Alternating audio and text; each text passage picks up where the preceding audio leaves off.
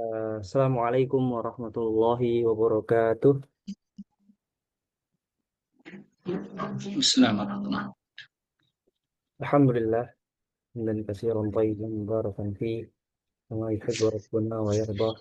Alhamdulillah, segala puji syukur kepada Allah Subhanahu wa taala yang telah memberikan kita kesehatan dan tentunya waktu sehingga kita dapat eh, kembali hadir di majelis ilmu rutinan kita hari Selasa, yakni hari Kamis, maaf, hari Kamis yaitu fikih ibadah insyaallah. Kedua, setelah salam semoga selalu tercurah dan limpahkan kepada junjungan Nabi besar Nabi Muhammad Shallallahu Alaihi Wasallam serta keluarganya, para sahabatnya dan kita selalu umatnya. Semoga senantiasa dalam perlindungannya, semoga senantiasa dalam kebaikan dan semoga kita semua mendapatkan syafaat nanti di yaumil akhir. Amin Allahumma amin. Alhamdulillah. Bagaimana kabarnya Bapak Ibu semuanya?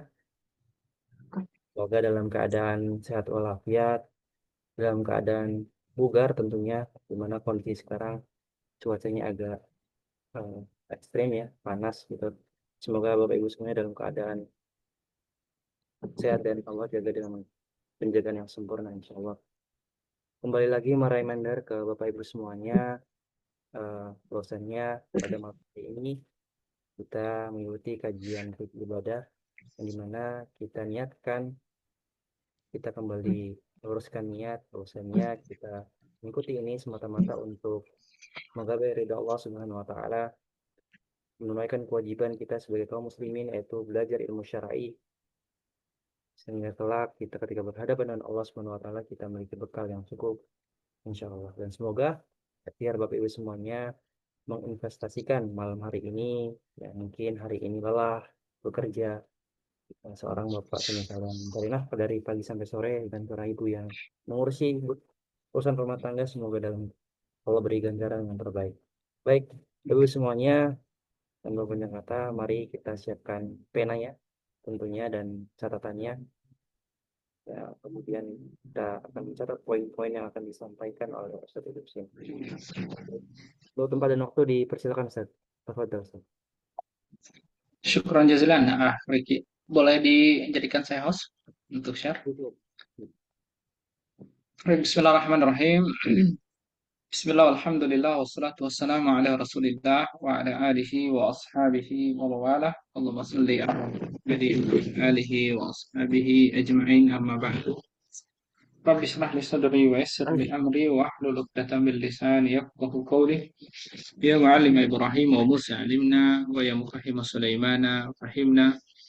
اللهم علمنا ما ينفعنا وانفعنا بما علمتنا وارزقنا العمل بما علمتنا وزدنا علما وارزقنا فهما آمين يا رب العالمين. رب اشرح لي صدري ويسر لي أمري واحلل عقدة من لساني يفقهوا قولي. Apa kabar semuanya, Bapak Ibu semuanya? Alhamdulillah.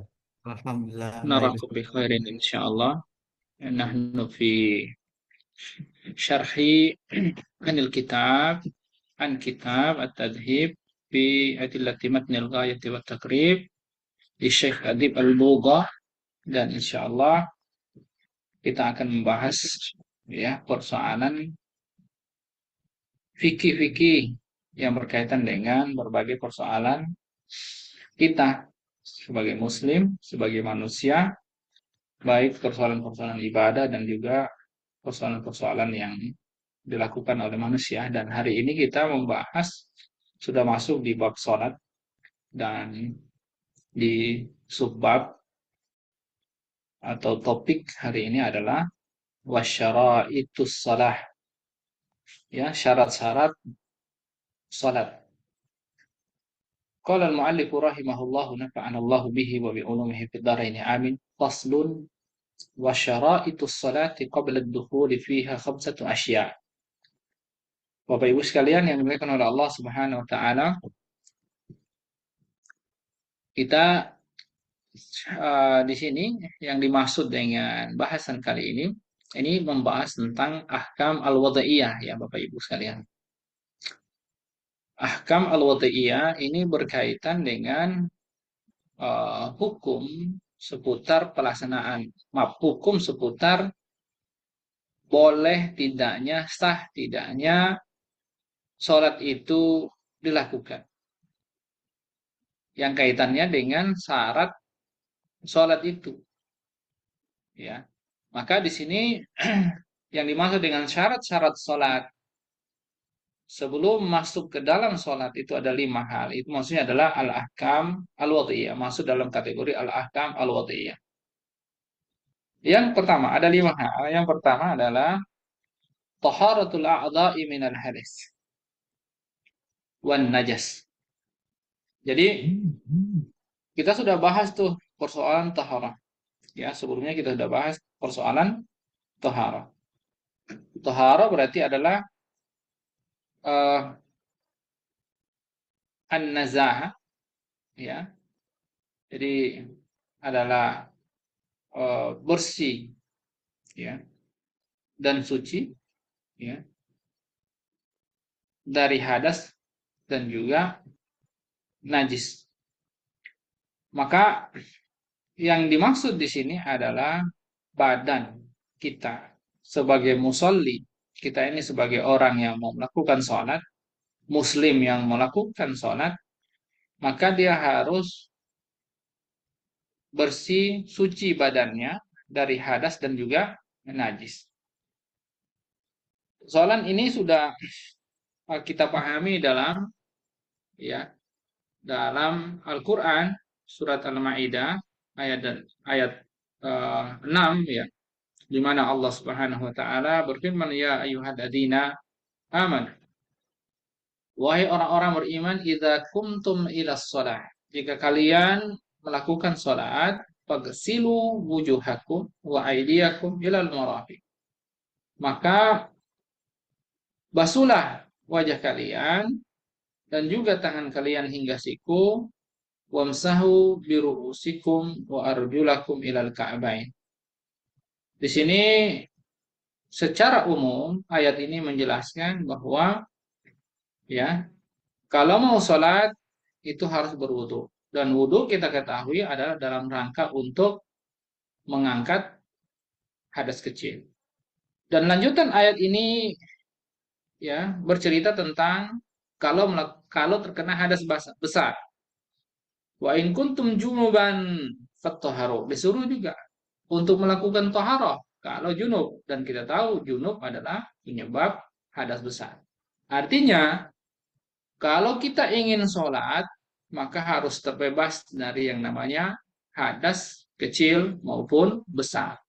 Adapun terkait tentang najis, kita juga sudah menjelaskan terkait tentang najis, dan di sini sebenarnya juga dijelaskan sih tentang najis, ya, bahwa kalau melakukan sholat, ya, harus bersih dari najis, dan ini bisa kita lihat, ya, dalam firman Allah Subhanahu wa taala yang bunyinya khudhu zinatakum 'inda kulli masjid, ya, adalah ambillah perhiasan-perhiasan kalian, kenakanlah perhiasan-perhiasan kalian ketika mau ke masjid. Maksudnya inda kulli masjid itu maksudnya ketika mau sholat. Jadi Imam Ibnu Abbas radhiyallahu anhu, seorang sahabi, ya, mengatakan yang dimaksud di situ adalah maaf, salah. Saya kasih referensi salah. Itu nanti, ya. Itu tentang satrul aurat, tentang pakaian. Nah, tentang najis dalam hadis dari Fatimah bintu Abi Hubais, ya, yang ini menerangkan tentang bahwa najis itu harus dibersihkan, ya. Maka kasus orang yang haid ketika mereka dilarang ke masjid, ya, selain karena itu juga merupakan hadas besar, dan itu dikhawatirkan adalah mencemari pakaian dan termasuk tempat sholat, yaitu masjid. Maka ketika Fatimah bintu Hubais itu mendatangi Rasul bertanya tentang hukum istihadah, ya, dan juga tentang haid, maka Nabi SAW mengatakan, "Faidza aqbalti faidza aqbalatu haidatu fatrukis salat." Kalau misalnya, ya, kamu sedang dalam kondisi haid, maka tinggalkanlah salat. Faidza dzahaba qadruha, kalau kemudian kadarnya itu telah hilang, maka fagsiri anki ad-dama usolli. Kalau sudah selesai itu haid, maka, ya, kamu cucilah darah yang mungkin menempel di badanmu, ya, nempel di badan, kemudian wasolli. Setelah itulah baru sholat. Dan juga eh, hadis-hadis yang lain, yang intinya badan itu tidak boleh kena orang yang musolli, yang melakukan sholat tidak boleh kena hadas baik kecil ataupun besar, dan juga tidak boleh terkena najis, ya, yang menempel di badan. Demikian juga nanti saat kita mau menyebutkan tentang pakaian, ya, yang poin berikutnya, tetapi itu kaitannya dengan menutup aurat, nah, sehingga dalam hal kaitannya dengan terkena najis, maka pakaian, tempat sholat, badan, ya, seorang yang musolli, seorang yang sholat tidak boleh kena hadis. Mengenai itu, ya, kita bisa lihat misalnya di surat Al-Mudaththir ayat 4, ya, Allah Subhanahu wa taala firman, "Wathiyabaka fatahhir," dan pakaianmu bersihkanlah, sucikanlah. Ya, fatahhir di sini adalah bersihkanlah. Ya, kalau badan, ya, dalam konteks dia hadas, maka sucikanlah.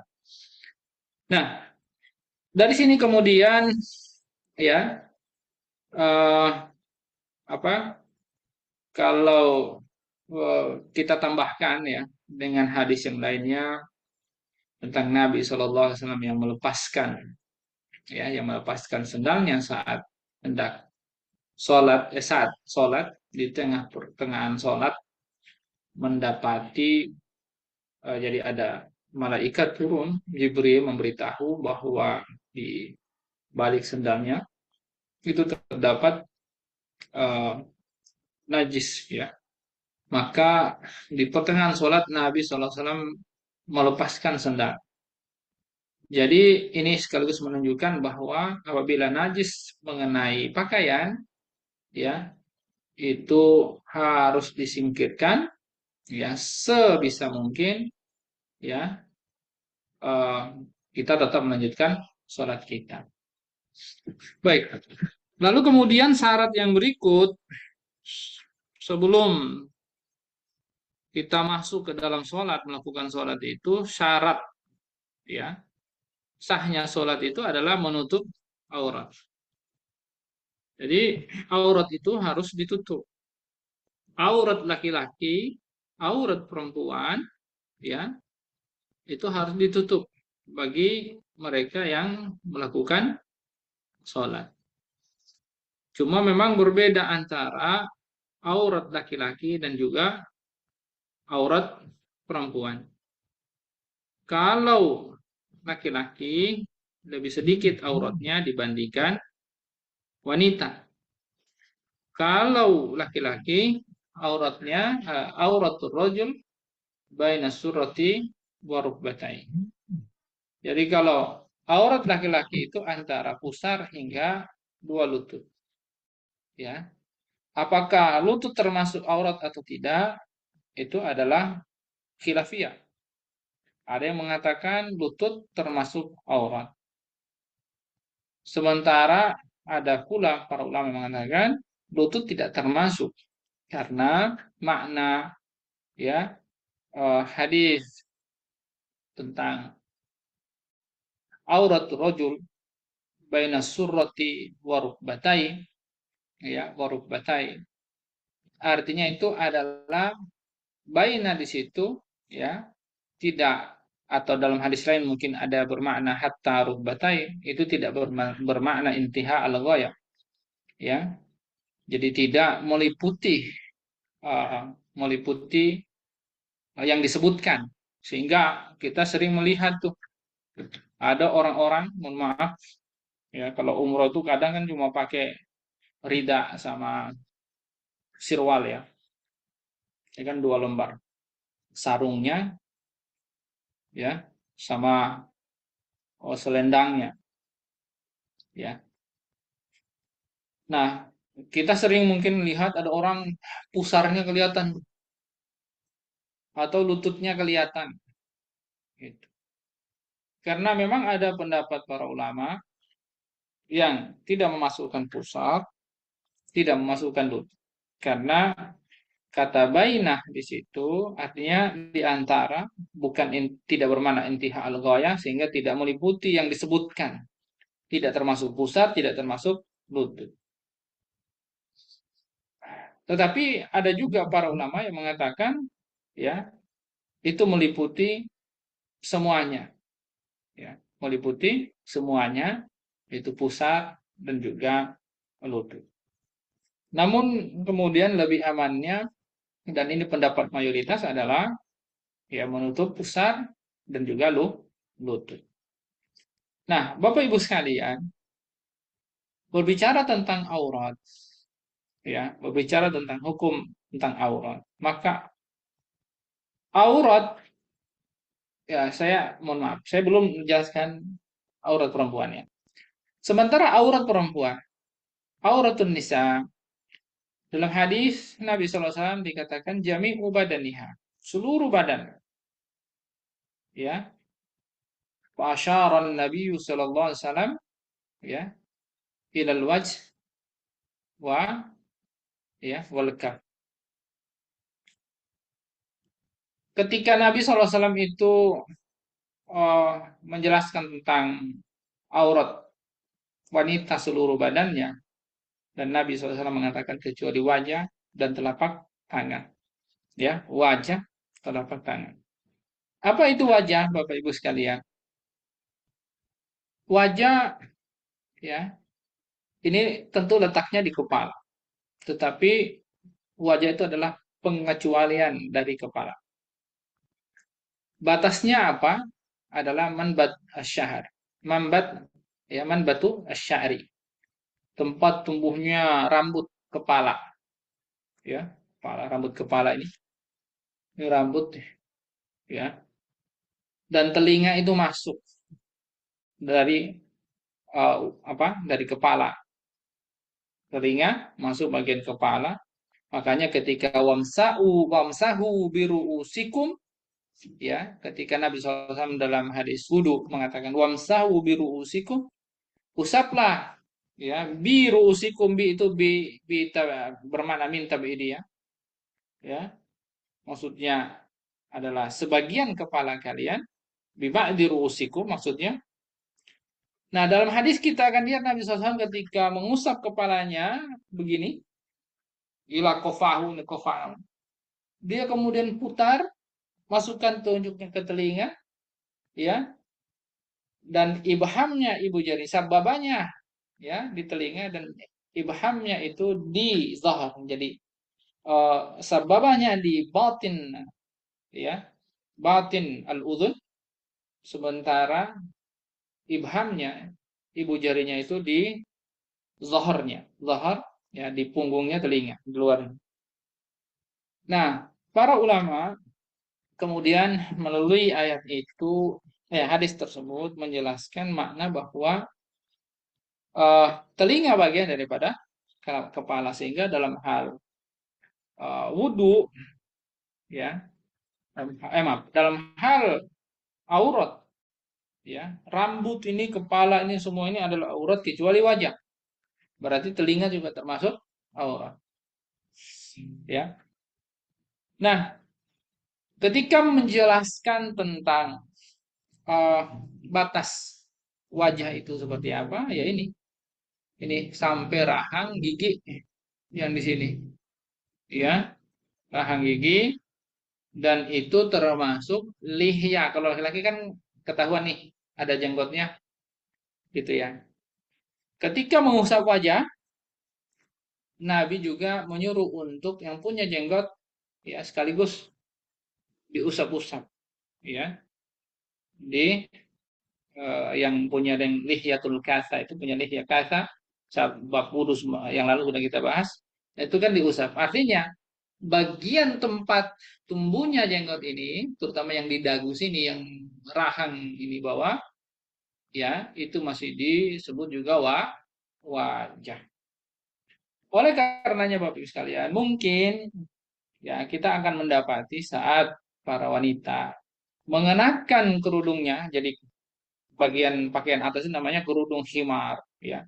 Itu ayatnya di surat An-Nur, sementara ayat 56 ya kalau nggak salah, sementara jilbab itu adalah pakaian besar, pakaian kurung hingga menutup ya kaki, ya, kaki sampai ke bawah sampai tumit, ya, itu yang namanya jilbab, pakaian eh, besar, ya, yang tanpa sambungan. Nah, itu namanya jilbab, ya.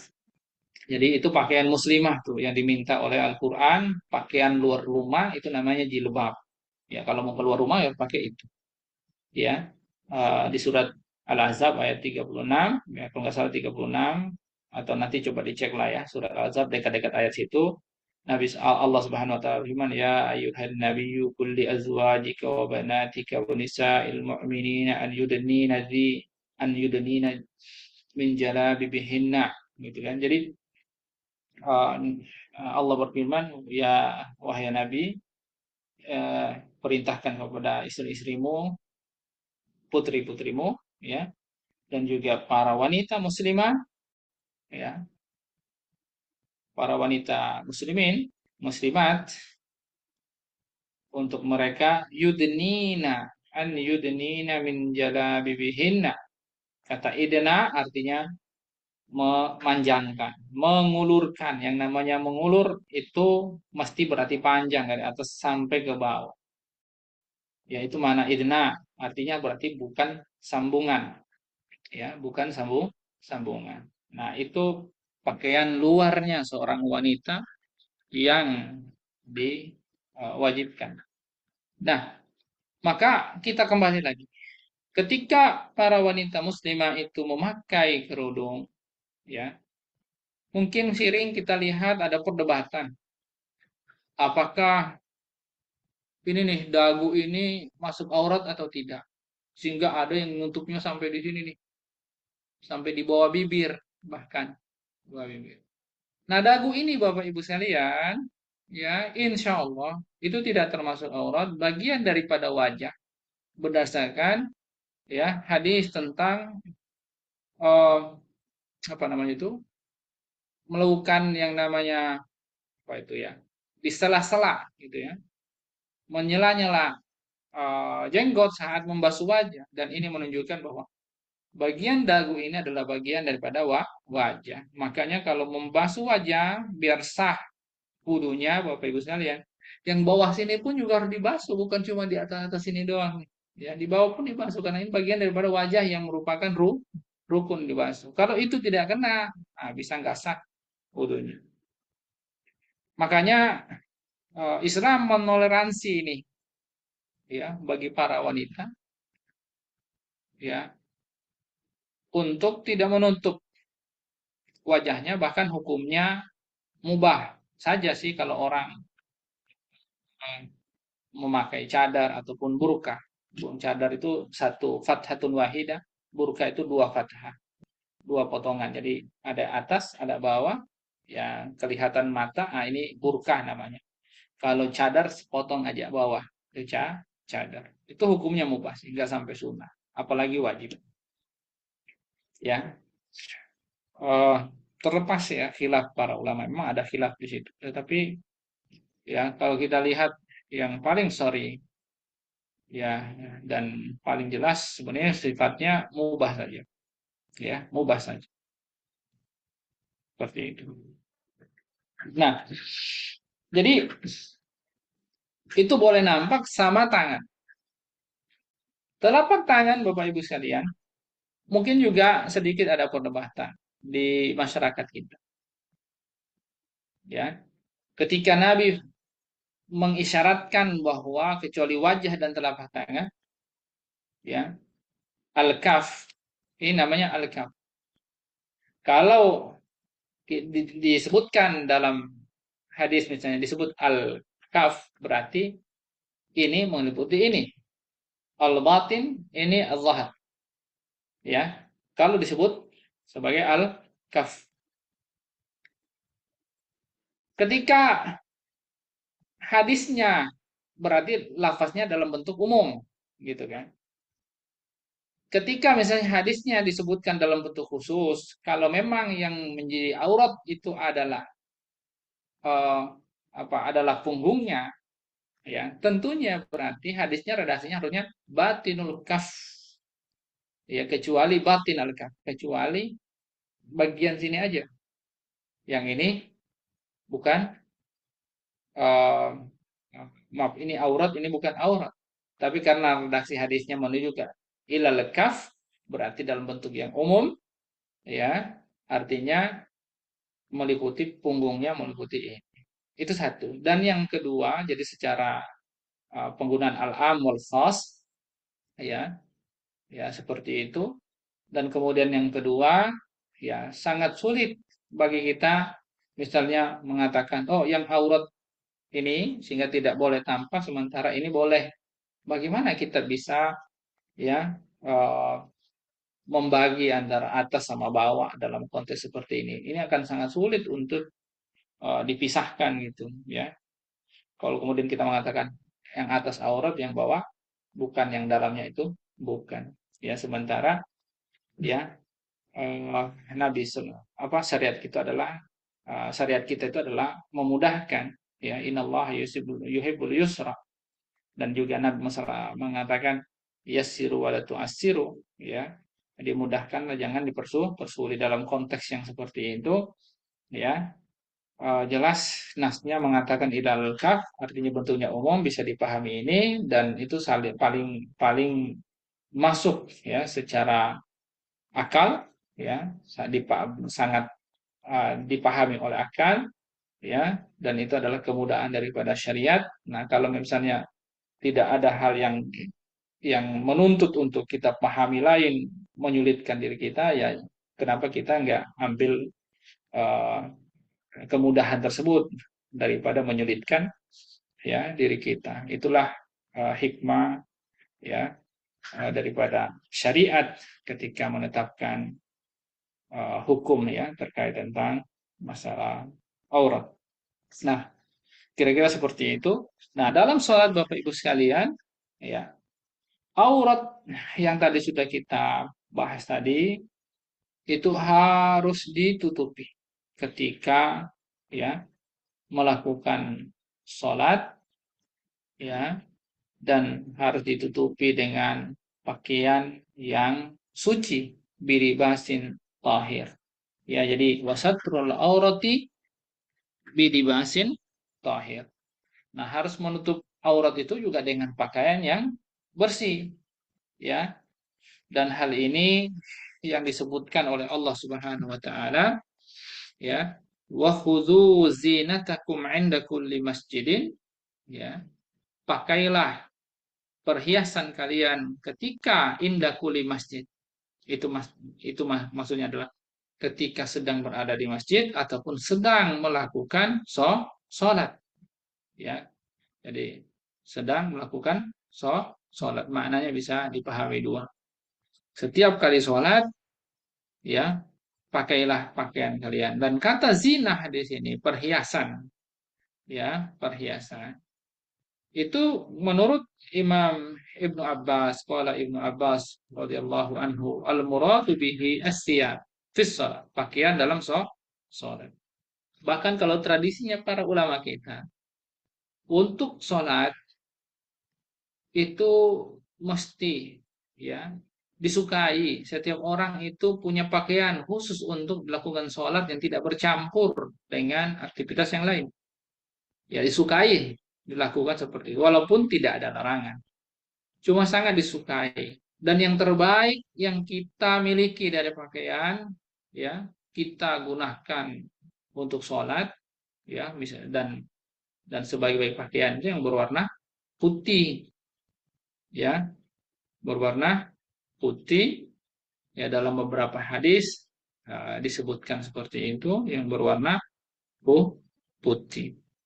Nah, kita siapkan pakaian yang khusus seperti itu untuk sholat, tidak bercampur yang lain. Nah, itu lebih utama. Nah, itu pakaian terbaik.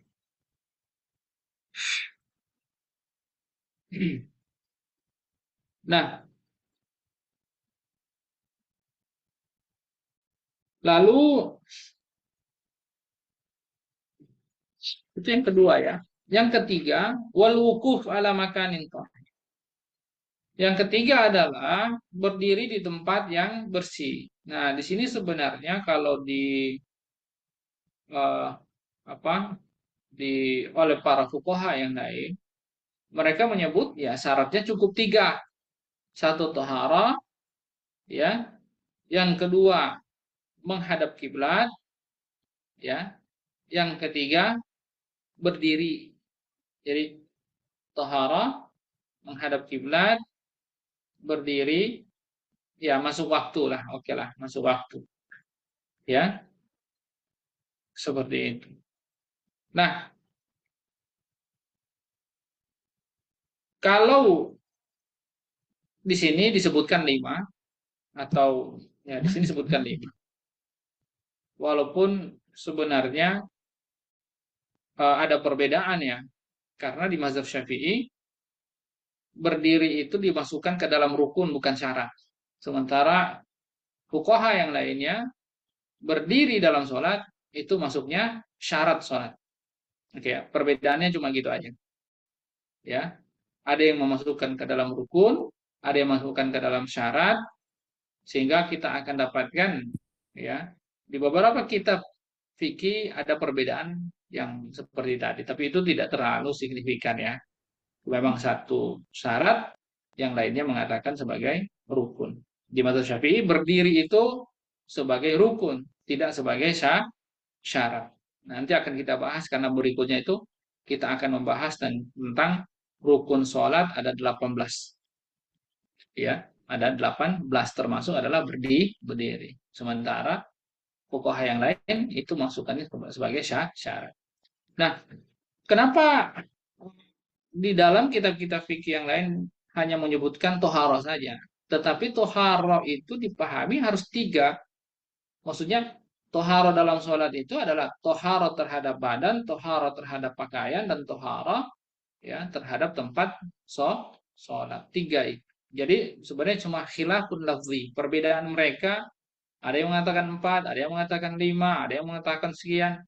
Ya, itu hanya persoalan khilafun lafzi, tetapi mereka sejatinya ya tahu ya bahwa tohara itu harus meliputi semua tadi ya, pakaian, badan, dan juga tempat. Nah, wal wukuf alat makanin tahir, berdiri di tempat suci. Kalau kita sholat ya kita harus berdiri di tempat yang suci. Harus di tempat yang bersih dari najis. Maka kita dilarang tuh sholat di tempat pemotongan hewan. Ya, maksudnya di tempat yang ada darah-darahnya, ya, walaupun sudah kering misalnya. Kita tidak boleh sholat di kuburan. Kita tidak boleh sholat termasuk di atas Ka'bah, bukan karena kotornya ya, tapi tidak jelas kiblatnya di mana kalau di atas Ka'bah, gitu ya.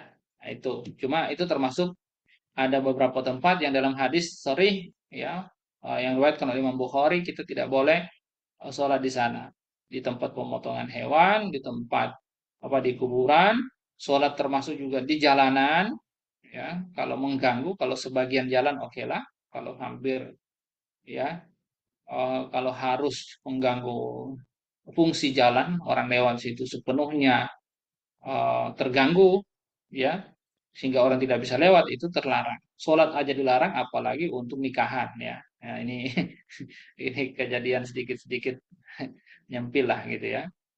Artinya memang jalan itu ada hakut turukot gitu ya, hakut turukot gitu. Ya, jalan itu ya termasuk milik umum. Dia punya hak, semua orang punya hak di situ. Sehingga kalau memang harus duduk-duduk misalnya di jalanan, ya, kenapa saya katakan boleh sholat di sebagian jalan asal tidak mengganggu fungsi jalan itu menghalangi orang lain lewat situ itu boleh karena jangankan sholat ada hadisnya tentang duduk di jalanan itu boleh asalkan ya tidak mengganggu orang lain, tidak merusak, ya tidak menyakiti orang lain dan seterusnya. Kan disitulah kemudian Nabi mengatakan hak turuqo tentang ya hak jalan ya dan seterusnya. Kalau duduk saja boleh, bagaimana dengan ibadah kalau memang mengharuskan di situ? Karena sebagian masjid kita ya ada yang memang depannya jalan. Bahkan kalau yang di sini ceritanya itu milik masjid, tanah milik masjid, pas ada pelebaran jalan ya karena nggak tahu apa itu masjid itu milik siapa ya apa milik pemerintah atau gimana tapi masjidnya halamannya harus terambil gitu ya terambil jadi jalan cukup luas yang di sini di apa itu antara Tegarotan dengan Ciputat itu ya di hotel apa tuh hotel itu Eh, di Anwa itu ya nah jadi kira-kira seperti itu ya nah maksud saya untuk sholat itu boleh sangat mungkin sangat dibolehkan ya asalkan tidak mengambil seluruh jalan ya sehingga menyakiti menghalangi orang yang berjalan. Nah, Bapak Ibu sekalian yang dimuliakan oleh Allah Subhanahu wa taala, berkaitan dengan berdiri di tempat yang suci ini Nabi Shallallahu alaihi wasallam ya pernah eh, apa ya maaf pernah terjadi di zaman Nabi Shallallahu alaihi wasallam ya ketika seorang Arab Badui yang baru masuk Islam pengen bertemu Nabi ya karena dia jahil ya bertemunya ternyata di masjid dan dia tidak tahu hak-hak masjid seperti apa lalu kemudian dia berdiri dan ingin pipis langsung ambil aja pojokan pipis di situ para sahabat sangat marah ya ingin menghalangi dia dan seterusnya tetapi Nabi mengatakan da'uhu harikuhu ya sijlan min ma biarkan dia ya biarkan dia maksudnya nggak usah dihalangi jangan dipukulin cuma ya siramlah dengan seember air. Nah, sebenarnya Nabi menghalangi sahabat untuk melarang dia itu bukan dalam karena Nabi ridho dengan najis pipis di dalam masjid bukan, tapi eh, pertama ya Islam itu maaf, yang pertama konteks masjid kala itu bukan ubinnya kayak kita sekarang ya, pakai keramik dan seterusnya itu. Dulu masih pasir yang kalau orang pipis ya pasti nyerap ke bawah, apalagi disiram dengan air pasti nyerap ke bawah. Itu satu. Sehingga eh, kita juga harus logis juga gitu ya, harus logis juga dalam menyikapi misalnya orang yang naikin sendal di dalam masjid. Dalam konteks saat ini memang tercela karena sudah pakai keramik, sudah pakai ubin, sudah suci, gitu kan? Nggak mungkin nyerap gitulah kalau dikotorin, ya. Nah kalau konteks dulu ya seperti tadi sangat mungkin dan orang sholat masih boleh pakai sendal, pakai sepatu itu biasa ya zaman itu. Nah kalau kita ya nggak mungkin orang sendal apa sholat pakai sendal, pakai sepatu, ya bisa jadi justru akan menjadi mengotori masjid, gitu. Sehingga dalam konteks saat ini ya eh, yang benar adalah memang harus melepaskan sendal ataupun sepatu di ubin yang seperti itu. Ya, walaupun kalaupun harus memasukin, ya berarti ya siap saja dengan konsekuensi eh, marbotnya harus bersih-bersih gitu loh. Atau dia sendiri karena bukan bukan persoalan marbot ya, maksudnya siapa yang mengotori masjid, ya maka dia bertanggung jawab untuk membersihkan masjid. Itu kafaratnya. Ya, jadi kafarat untuk orang yang mengotori masjid adalah dia sendiri yang mengotori, maka dia sendiri yang membersihkan. Dia akan berdosa hingga kemudian dia membayar kafarat kesuburannya. Kalau dia membersihkan, maka dosanya akan digugurkan. Nah, seperti itulah kira-kira. Intinya dalam masjid tidak boleh bawa najis. Ya, makanya Nabi SAW walaupun dahulu masjidnya itu ubinnya pasir, setiap orang yang jalan mau ke masjid, sebelum masuk masjid dibalik dulu sendalnya, lihat apakah ada kotoran atau tidak. Kalau tidak ada kotoran, baru dibawa masuk tuh sendalnya. Boleh pakai sholat dengan sendal ataupun eh, sepatunya. Jadi artinya memang tetap masjid mau ubinnya kayak gimana pun juga tetap harus diperiksa dulu ya sendalnya apakah ada najis atau tidak. Jadi memang ada jaminan ya bahwa masjid itu ya saat sudah masuk area masjid harus disterilkan dari kotoran. Nah, Bapak Ibu sekalian, ya eh, itulah ya yang berkaitan dengan tempat sholat, ya itu harus bersih. Dalam kisahnya Arab Badui tadi, memang di situ adalah Nabi juga mengajarkan kepada kita bagaimana berdakwah kepada orang yang jahil, ya kan Arab Badui ini jahil baru masuk Islam, ya eh, bahwa kesalahan mereka yang dilakukan oleh orang yang tidak tahu, ya eh, kita harus sikapi juga dengan baik. Kalau Allah Maha memaafkan kepada orang yang melakukan kesalahan karena ketidaktahuan, maka seharusnya manusia ya tidak harus marah melebihi marahnya Allah Subhanahu wa taala. Toh yang menetapkan syariat itu adalah Allah Subhanahu wa taala. Artinya kita harus bersifat rahim, ya, bersifat rahman, ya, maksudnya bersifat kasih sayang, ya, kepada orang lain, apalagi dalam hal menjalankan dakwah. Nah, maka di hadis potongan hadis tersebut, Arab Badui tersebut, Nabi kemudian menyampaikan potongan kalimatnya adalah yassiru wa la tu'assiru. Mudahkanlah, jangan dipersulit. Ya, kira-kira seperti ini.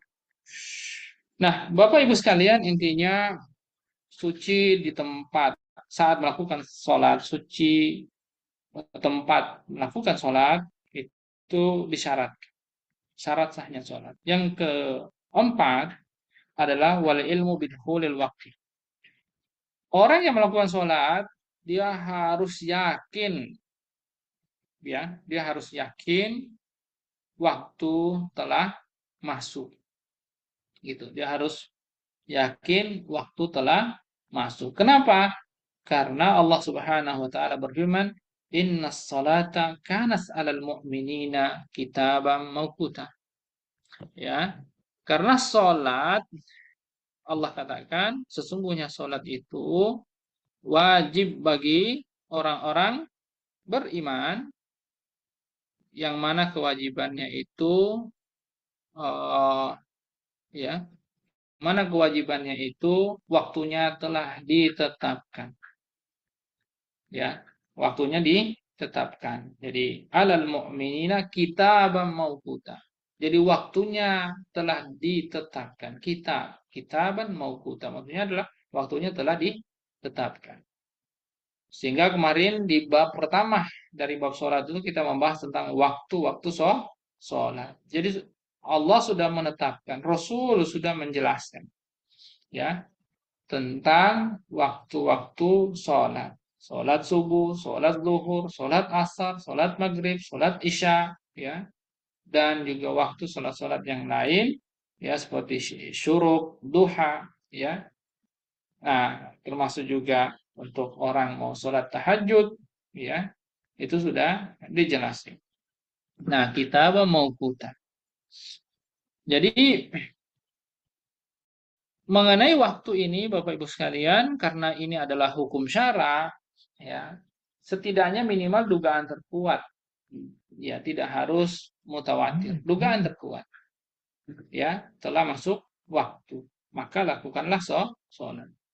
Lalu yang berikutnya adalah istiqbal al-qiblah. Istiqbal al-qiblah, ya. Maaf. Oh, makin besar ya. Nah, Istiqbal al-qiblah, Bapak Ibu sekalian, menghadap kiblat, ya, menghadap kiblat ini adalah syarat yang kelima, ya, bahwa untuk seseorang sah atau tidaknya melakukan sholat disyaratkan harus menghadap kiblat. Orang yang tidak menghadap kiblat maka dipastikan sholatnya tidak sah karena tidak memenuhi syarat, ya, pelaksanaan sholat. Nah, berdasarkan apa? Ya, berdasarkan firman Allah Subhanahu wa taala dan juga hadis yang banyak. Nabi SAW, Allah Subhanahu wa taala berfirman, "Qad nara taqalluba wajhika fis sama'i falanuwalliyannaka qiblatan taradaha wa walli wajhaka syatral masjidil haram." Ai nahwihi. Jadi Allah Subhanahu wa taala berfirman, kami melihat, ya, kamu berdoa mengerahkan wajahmu, ya, di langit. Maka falanuwalliyannaka qiblatan tardaha, maka kami arahkan kamu untuk mengarah kepada kiblat yang kamu sukai, ridhoi, yaitu Makkah. Maka fawalli wajhaka syatral masjidil haram, maka arahkan wajahmu, hadapkan tubuhmu, ya, itu ke arah Masjidil Haram, yaitu Makkah, ya, Ka'bah, maaf, Ka'bah. Nah, Bapak Ibu sekalian, ada 8 akwal, ya, sebenarnya di terkait ayat ini. Artinya ada bukan khilaf, ya, sebenarnya ada beberapa akwal, ya, terkait tentang ayat ini, ya, intinya apakah kiblat, penetapan kiblat Masjidil Haram itu, ya, itu permintaannya Nabi atau memang itu adalah memang bagian daripada ketetapan Allah yang ini dalam bab nasikh wal mansukh, ya, yang Allah menghapus ketentuan yaitu syariat sebelumnya yang menghadap Masjidil Aqsa, ya, dan juga kemudian merubahnya, menasahnya dengan menghadap Masjidil Haram, ya, atau memang karena memang diminta oleh Nabi, ya, Nabi yang mau gitu dan seterusnya. Pokoknya ada akwal yang saya agak lupa, ya, terkait tentang ini, tapi ini dibahas dalam hal nasikh wal mansukh, ya. Cuma yang pasti semua pendapat para fuqaha terkait tentang ya, komentar mereka terhadap ayat ini, ya, terhadap ayat ini eh, tidak ada perbedaan yang signifikan, ya, dan termasuk eh, realitas yang terjadi saat itu, yaitu terkait tentang orang-orang Yahudi, ya, yang mengejek kaum muslimin, mengejek Rasul, ya, yang mengatakan nyaris saja Muhammad itu akan mengikuti agama kami, kira-kira gitu, ya, semuanya diikuti katanya gitu. Itu membuat Nabi galau, resah, ya, hingga kiblat pun diikuti kata orang Yahudi, ya, kepada umat Islam. Nah, membuat Nabi galau, resah, ya, sehingga sering menghadap langit, ya, berdoa kepada Allah untuk kira-kira memberikan petunjuk terkait tentang persoalan tersebut yang maksudnya adalah kiblat, dan hingga kemudian Allah tetapkan, ya, kiblat itu di Masjidil Haram. Baik.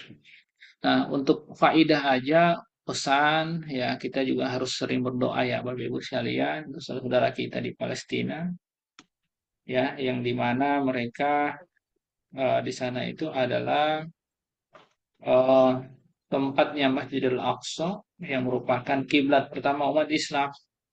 Ya, jadi dahulu Nabi dari Madinah itu, ya, menghadap Masjidil Aqsa, lalu menghadap Masjidil Haram. Nah, kira-kira seperti itu ya, Bapak Ibu sekalian. Lalu wa yajuzu tarkul qiblati fi halatain. Dalam kasus kiblat ini ya, boleh kita meninggalkan tidak menghadap kiblat itu pada dua kondisi. Satu, saat fi syiddati al-khauf. Saat kondisi kita dalam ketakutan yang sangat, misalnya terjadi perang ya ataupun bencana yang sangat dahsyat kira-kira seperti itu. Ya, maka dalam konteks seperti itu kita boleh tidak menghadap kiblat. Maka Allah Subhanahu wa taala berfirman fa in khiftum farijalan aw rukbana. Ya, karena alasan takut, bahkan kalau karena alasan takut, kita sholat itu bisa sambil berjalan atau bahkan menunggang kendaraan. Ya, mau sholat wajib ataupun sholat sunnah. Kalau dalam konteks itu ya boro-boro orang mikirin sholat sunnah. Wajib kalau takut aja. Cuma memang walaupun takut tetap wajib sholat. Ya, perang tetap sholat. Tidak ada satu ayat, satu hadis yang menjelaskan boleh seorang itu meninggalkan sholat dengan alasan apapun. Karena takut misalnya. Jangan sampai cuma gara-gara ketiduran kita tinggalkan sholat. Hati-hati Bapak Ibu. Ya, sholat dalam kondisi perang saja tetap wajib. Cuma Allah memberikan kemudahan, rukhsah. Ya, kalau susah melakukan sepenuhnya sesuai standar tadi, menghadap kiblat dan seterusnya. Ya, karena misalnya lagi perang, udah masuk waktu, ini bentar lagi takut ketinggalan dan harus kejar-kejaran. Kalau dulu kan masih nunggangin kuda gitu ya, biasanya sekarang kejar-kejaran meriam gitu ya. Ya, kejar-kejaran drone dan seterusnya. Sambil kejar-kejaran dia harus bersembunyi dan seterusnya. Ya, dia khawatir habis waktu dan seterusnya. Dia tetap harus sholat. Dan walaupun sholatnya sambil berjalan atau sambil berlarian, tidak menghadap kiblat itu boleh. Ya, itu boleh. Bahkan ya, andai ini ada di kitab fikih yang lain ya, cuma saya tahu di sini saya lihat dulu sebentar ya.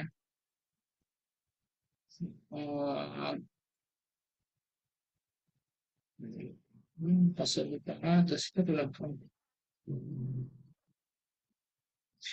Nah, terkait tentang rakaat misalnya. Ya, kalau umumnya sih kalau dalam kondisi perang itu kan biasanya dihitung musafir mereka dan jaraknya sudah lebih dari jarak safar sehingga umumnya mereka akan qashar dan jamak. Umumnya seperti itu. Cuma ada dalam kitab fikih Bapak Ibu sekalian yang memberikan keluasan bahkan rakaatnya itu bisa dikurangin. Ya cuma ini apa sekedar info saja ya, bukan pegangan ya. Cuma ada disebutkan seperti itu. Cuma kalau saya sih tetap rakaatnya ya kalau di dispensasi itu ya paling sesuai dengan ketentuan yang sudah masyhur di qashar atau di jamak sama qashar. Artinya yang rubaiyah yang 4 itu bisa diringkas jadi 2. Ya itu sudah paling dispensasinya seperti. Cuma memang kita akui ada pandangan para ulama ya eh, bukan hanya bentuk sholatnya aja sambil berjalan atau sambil menunggangi kendaraan misalnya dan seterusnya. Kalau dalam kondisi takut ya, tapi bahkan bisa untuk kasus rokaatnya bisa dikurangin ya selain jamak selain di qashar. Tapi ini saya masih belum yakin dengan hal itu. Cuma ada di kitab fikih, nanti saya akan pastikan lagi. Ya kira-kira seperti itu ya Bapak Ibu sekalian. Jadi dalam kondisi yang sangat menakutkan itu boleh ya orang tidak menghadap kiblat. Nah, lalu gimana caranya? Ya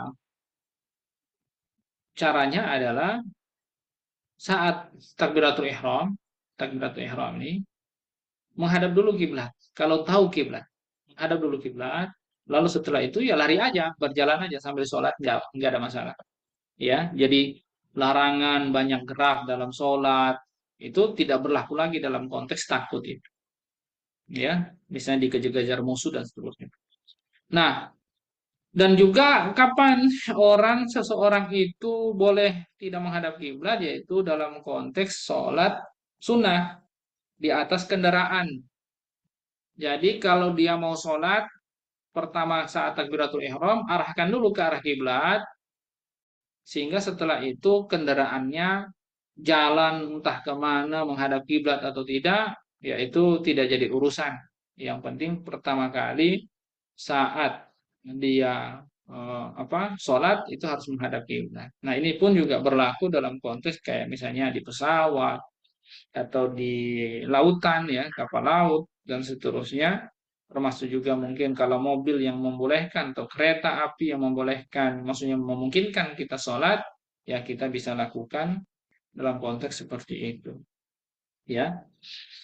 Eh, Artinya eh, di awal saja saat kita takbiratul ihram menghadap kiblat, setelah itu ya kita bebas ya, walaupun memang para ulama mengatakan kalau di atas kendaraan ya itu hanya bisa eh, apa namanya ya sholat sunnah. Kalau yang wajib ya tetap harus menghadap kiblat ya, tetapi memang ada hadisnya seperti itu, tapi tidak ada larangan yang secara khusus yang mengatakan tidak boleh apa itu hanya untuk sholat sholat sunnah ya. Dalam konteks misalnya kita melihat eh, apa konteks misalnya transportasi ya seperti pesawat memungkinkan orang, apalagi di dalam ada musolanya, kapal laut ya yang besar, kereta api yang ada musolanya rata-rata ya memungkinkan hal itu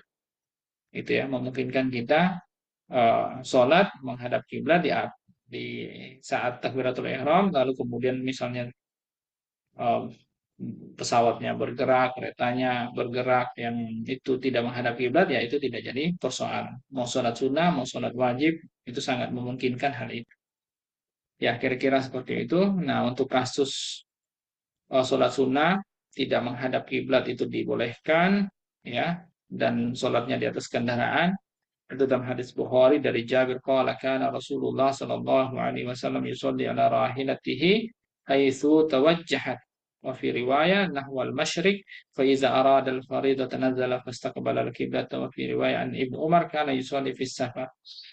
Jadi dalam hadis ini bicara tentang ya hadis fi'li ya, hadis perbuatannya Nabi SAW yang mengatakan bahwa dahulu Rasul SAW sholat di atas kendaraannya ya, haitsu tawajjahat ya, yaitu tergantung kendaraan itu kemana saja. Dalam riwayat yang lain menghadap timur. Nah, dan juga menyebutkan faiza aradal faridah, dan ketika ingin sholat fardu nazala fastaqbala ala kiblat, Nabi turun dan menghadap kiblat ya. Dan sementara juga kita tahu ya bahwa dalam konteks safar banyak rukhsah ya, eh, rukhsah khususnya misalnya sholat wajib ya, sangat jarang orang melaksanakan sholat sunnah gitu kan. Ya artinya sunnah sendiri di saat kita hadar tidak safar itu ya hukumnya sunnah boleh ditinggalkan ya, apalagi dengan alasan safar yang memang penuh dengan rukhsah ya, mempertahankan wajib saja itu sudah luar biasa gitu ya. Nah Nabi SAW ini luar biasa ya, dia tetap menjaga sunnahnya, dan ini sebenarnya memberikan gambaran kepada kita tentang ya tata cara sholatnya baginda Nabi Shallallahu Alaihi Wasallam di kendaraan. Baik, kira-kira seperti itu. Kalau ada yang mau bertanya silakan Bapak Ibu sekalian. Ini terkait tentang syarat sah sholat dan sebelum masuk sholat. Nanti kita bahas tentang rukun, insya Allah ada 18 rukun. Baik, ada yang mau ditanyakan silakan. Silakan Bapak Ibu juga ada yang ingin ditanyakan. Assalamualaikum Ustadz, izin bertanya Ustadz. Oh, terus. Waalaikumsalam warahmatullahi wabarakatuh. Ya, Fadal. ya, terkait tadi tempat sholat Ustadz ya, yang di jalanan itu kan Hmm. tidak diperbolehkan. Nah, kalau di Indonesia ini kan kadang-kadang kayak kayak sholat Id Ustadz, atau baik itu Idul Fitri maupun Idul Adha, kadang-kadang kan tidak Hmm. menampung kondisi jamaah sehingga Hmm. kemudian mengambil sebagian Ya. atau bahkan seluruh jalanan sih untuk sholat. Nah, bagaimana pandangan Ustadz mengenai Hmm. hal tersebut, Ustadz? Terima kasih. Baik, saya rasa sudah jelas ya, Bapak Ibu sekalian, bahwa dalam konteks di kita biasanya sholat Id yang itu juga kendaraan itu pasti sangat minim karena orang memang fokus melaksanakan sholat ya, karena mayoritas kita Muslim pada pagi hari seperti itu. Dan juga eh, tidak masalah misalnya menggunakan jalan, tapi jangan menutup sepenuhnya. Intinya tetap memberikan akses, jangan menutup sepenuhnya. Ya, jangan sampai tidak ada alternatif orang lewat. Nah, ketika itu tidak diberikan, jalan ditutup semuanya, nah di situ alasan apapun tidak dibolehkan, mau walaupun itu sholat. Karena itu termasuk hak turuqat, hak orang-orang yang berjalan di jalan tersebut. Kita punya hak, orang lain juga punya hak. Kalaupun kita pakai misalnya untuk berkumpul di sana, jangan sampai menyakiti orang, ya, mengambil hak yang lainnya karena sama-sama punya hak seperti itu. Nah, kira-kira seperti itu, ya, insya Allah sih jelas ya. Jadi Nabi dalam konteks itu jelas sih saya rasa dalam tentang hadis tentang hak turuqat. Jelas ya, oke, ya. Ya, ya. Jelas, Ustadz. Terima kasih. Baik. Ya. Bagi semuanya, silakan. Jika ada yang ingin ditanyakan lagi, apakah masih ada?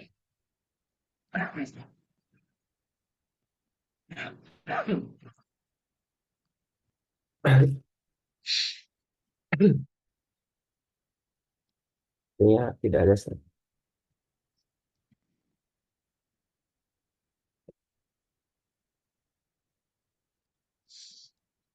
Nggak ada? Sepertinya tidak ada. Ustaz. Kayaknya kita perlu lanjut dulu kalau gitu ya. Ini panjang ini. Oh, panjang-panjang. Berarti kita tutup saat malam ini. Oh, lanjut. Kenapa? Kita lanjut atau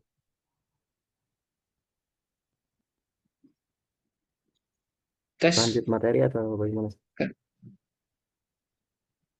Ini Lanjut mau materi atau lanjutkan tentang rukun sholat ada 18. atau next? Ya, bentar. Jadi ini ada bahasan berikutnya itu topiknya tentang rukun sholat ada 18. Cuma kalau ini kita bahas sekarang, ini nampak waktunya sudah tidak memungkinkan. Tapi nggak apa-apa, nanti saya sebutkan saja. Nanti insya Allah bahasannya lebih rinci nanti insya Allah di pekan berikutnya. Qala al-mu'allifu rahimahullah faslun wa arkanus sholati samaniyata asyara ruknan. Pasal rukun sholat ada 18 rukun. Yang pertama niat, kemudian yang kedua berdiri, yang ketiga takbiratul ihram, ya. Yang keempat qiraatul Fatihah, membaca Al-Fatihah, ya. Yang eh, tunggu, apakah yang kelima ini di situ yang punya terjemah coba lihat. Yang kelima karena di koma ya, harusnya ini kelima, yaitu membaca Bismillahirrahmanirrahim itu di ayat apa dianggap bagian daripada Al-Fatihah. Karena ini ada khilaf ya, apakah Bismillahirrahmanirrahim itu sebagai ayat pertama surat Al-Fatihah atau tidak, itu ada khilaf yang kuat di situ, khilafun qawi di situ. Tapi di mazhab Syafi'i itu dimasukkan sebagai bagian daripada Al-Fatihah sehingga Al-Fatihah itu harus dibaca secara jahar bagi orang yang sholatnya sholat jahar atau seperti sebagai imam. Kemudian yang keenam, ruku dan tumak nina, artinya ruku bersamaan dengan tumak nina. Yang ketujuh, ya, raf'u wal i'tidal, dia sami Allahu liman hamidah itu, ya, i'tidal dan juga tumak nina. Kemudian ke delapan ada sujud dan juga tumak nina, ya. Yang ke sembilan, sujud di antara dua sujud, duduk di antara dua sujud bersamaan dengan tumak nina.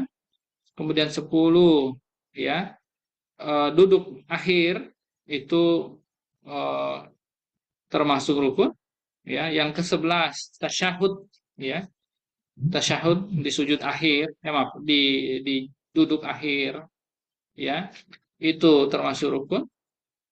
12, ya, solawat, ya, saat tasyahud tadi. 13, salam yang pertama atas taslimatul ula, ya, jadi salam yang kedua itu sunnah, salam yang pertama yang rukun. Ke berapa tuh? 14, ya, niat untuk keluar dari sholat. Yang ke 15 atau ke 16 ya sebenarnya, apa salah ya sehitungannya ya, harusnya harusnya 17, ya. Tertib, intinya yang terakhir itu adalah tertib, ya. Tertib itu adalah sesuai dengan urutan rukun yang sudah disebutkan tadi, tertib. Nah, itu semua adalah rukun-rukun daripada sholat, ya. Jadi kalau itu kurang berarti tumanina dihitung terpisah, ya. Berarti ruku tumanina 2, raf'u wal i'tidal tumanina itu 2, sujud dan tumanina juga 2, ya. Dan juga duduk di antara dua sujud itu juga 2. Kok mati lampu ya? Kalau saya mati lampu. Nah, hidup lagi dah. Baik, ya kira-kira gitu, ya.